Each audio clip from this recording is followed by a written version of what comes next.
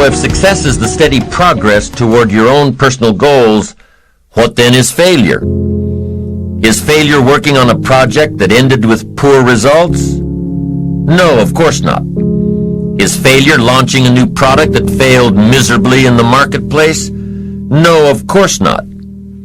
Is failure doing the best you possibly can with your kids and having them disappoint you in a very personal way? No, of course not. There's no failure in pouring your heart and soul and energy into something that didn't work. Rather, failure is not trying at all. If success is the steady progress toward your own personal goals, then failure is no progress at all, not even trying. Success and failure are always linked together. Success and failure are always linked to ambition. And let's remember, success is doing, failure is not doing. It's that simple. Tom Peters, world-renowned author and management expert, said recently, "There is only one way to be in serious trouble today, and that is not to be trying, not to be failing, not to be stretching yourself. Success is a doing. You've got to actually do it. Activity is high priority in the life process to try and get maximum benefit out of what we have available. Our resources, our skills, our knowledge, and our talents. Success is a doing that tries to get maximum benefit out of what we have available." Benjamin Disraeli, former Prime Minister of England, once said, "Nothing can resist a human will that will stake even its existence on its purpose." I'll do it or die. What a powerful set of words. We've already talked about resolve, doing it until, but here's what else resolve says. Resolve says, "I will." Two of the most powerful words in our language. The formula for disaster: could, should, don't. Here's the formula for fortune: could, should, will. Could, should, will. I will, I should, I can, and I will. Two of the most powerful words in the language. I will.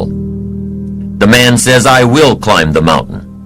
They say it's too high, it's too difficult, it's too rocky, it's never been done before. The man says, "Hey, it's my mountain, I'll climb it." Pretty soon you'll see me waving from the top, or dead on the side, because I'm not coming back until I've done it. Powerful. There are several studies that show the greatest achievers aren't those who fail the least. No, the greatest achievers are those least frightened of failure. They're willing to take on the challenge without the guarantee of success, seeing the end but not sure when it will be or where it will be. Although success and failure go hand in hand, many people have a problem with failure. They think it's a bad word, has a bad connotation. They don't see it as a stepping stone. They see it as an end result. Quite often, success requires failure, sometimes many failures. In every scientific discovery, there were dozens or hundreds of failures before one success. Without failure, opportunity cannot be created. Without failure, there can be no success. But what is the measure of success? How do you know if you're successful, really successful? How do you know, especially when your success could be so vastly different from someone else's success? Here's how you measure. Results. Making measurable progress in reasonable time. That's all life asks. Making measurable progress in reasonable time. So you've got to be reasonable with time. Don't be unreasonable with time, parents. Don't be unreasonable with time, managers, brokers, business associates. Have a little patience. You can't ask somebody every 5 minutes, "How are you doing now?" That's too soon. The guy says, "I haven't left the building yet. Give me a break." So 5 minutes is too soon to ask. So 5 years is what? Too long and too late. So what is reasonable time to ask for results as a measure of progress? Here's number one, at the end of the day. You can't let more than a day go by without getting some things done, some letters written, having a conversation with your son or daughter. You can't postpone the important more than a day. When you work on the job, there are some things you've got to get done within a day. You've got to make some calls within a day. Your health disciplines, you've got to get those done within a day. You can't carry over. You can't say, well, I'll eat 9 apples 10 days from now. No, it's an apple a day. A day. Some things you've got to get done within a day. So at 5 minutes to midnight and you haven't gotten your apple in yet, munch away and get it done. A day. Here's what's next. A week. Some things you've got to get done within a week. Stuff on the job, calls made, activities. A week is a good chunk of time. Can't let more than a week go by without taking a look and a measure to see how you're doing. John joins this little sales company. He's supposed to make 10 calls the first week, just to get acquainted out there in the marketplace. Would it be legitimate to call John in on Friday and say what? How many calls did you make? That's legitimate. It's legitimate time to ask for a measurable amount of progress. He's supposed to make 10 calls. Come Friday, how many calls did you make? John says, well, you say, John, well won't fit in my little box here. I just need a number. Now John starts with a story.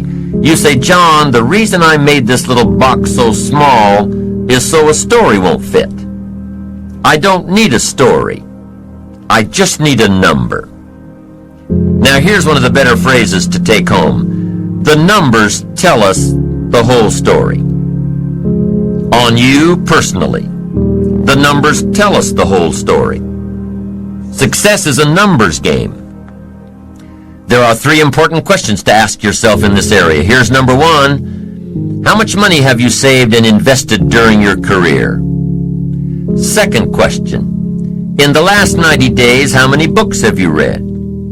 To invest in the miracle of your mind, give you ideas to ponder, fashion your future with meticulous care. How many books have you read in the last 90 days? Third question, in the last 6 months, how many classes have you taken to improve your skills or to develop new skills for your future and your family? How many classes in the last 6 months? I'm telling you, numbers tell us everything. Success is a numbers game. You've got to make progress. You've got to make progress in reasonable time. You've got to take a look at the numbers and see how you're doing. It's the name of the game.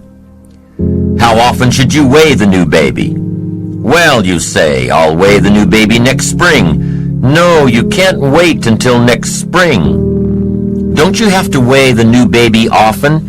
And the answer is yes, of course. To see what? To see whether it's gaining weight or it's losing weight. What if it's losing weight? The alarm bells have got to go off. You can't let a little baby lose weight very long. It's called disaster. These numbers are important. How often should you check the corporation to see if it's healthy or not? You say, well, in a couple of years, we'll get all the accountants together. No, you'll be out of business. In Las Vegas, the big gambling houses, guess how often they put together a financial statement to see where they are? Several times a day. Why? So much is happening. If you don't learn when to shut down some of those tables, you'll be out of business by midnight. You can't wait till midnight. You can't wait till tomorrow. Tomorrow's too late. You've got to know the numbers. What is your cholesterol count? You don't know and you don't care? You've just got your fingers crossed for the future? We'd better come and get your family and take them to safety. Come on, be responsible for the set of your own sail. Leave it to no one else but yourself. And learn to refine these numbers for yourself. How many pounds overweight should you be at age 50? John says, well, I've got big bones. Well, we'll give you 10 pounds for big bones, but hey, 25, 30 pounds? And we've got to turn on the caution light at home and at the office. I'm asking you to take charge of your own life. Be responsible for your own life. Be responsible for your own retirement. Be responsible for your own health. Don't just drift along with the crowd. Those who don't care to be responsible about the numbers, meticulous about the numbers. Some of these numbers have got to be coming down, like your cholesterol. Some of these numbers have got to be going up, like the number of books in your library. Don't be satisfied until you've looked at all your own numbers, and be responsible. Don't wait for somebody to come along. What if nobody comes along? You've got to be responsible yourself. Results are the name of the game. Let's check the numbers. Don't be satisfied with anything less than the best of numbers.